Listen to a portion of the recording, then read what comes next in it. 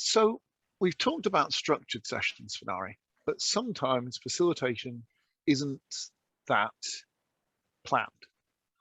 You find yourself dropped into a room and someone says, can you facilitate something? And you don't know what's going on, and you're not sure what the structure is or how it's going to work or how you're going to manage it. How do you manage that scenario? You just dropped this on me right now. I did. If I have no context, I'm not sure what's going on. I immediately start to try to structure up. So, is this a conversation? Is this a session? No, I don't know. That was a hard one, Steve. See, here's the difference between you and me. You are a preparation person.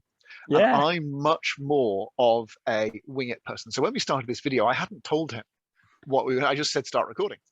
And I was wondering if I might say, well, I would draw a time wheel. I would start by asking people, what is it that you want to discuss today?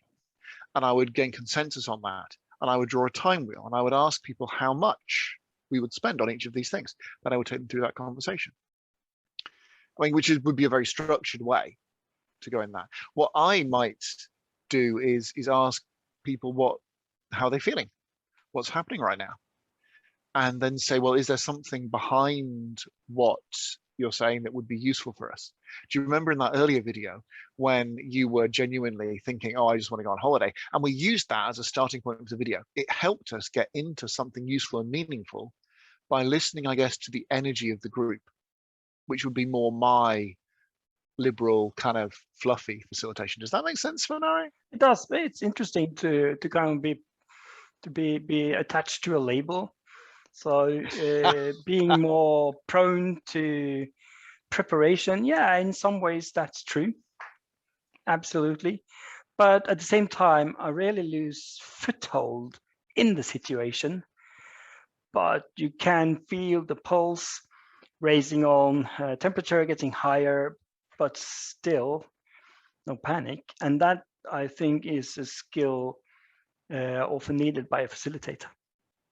We've talked before about what confidence is in facilitation, and that confidence isn't necessarily knowing that you have a structure that will shepherd a group through, or you've designed a great group process, but confidence is knowing that people have come into the room bringing stuff with them, and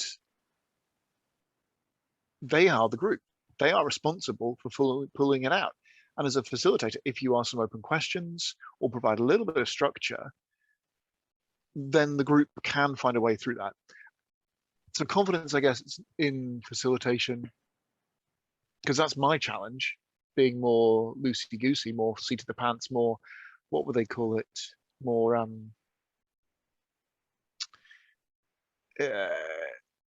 what's it called when you improvise? More improvisational.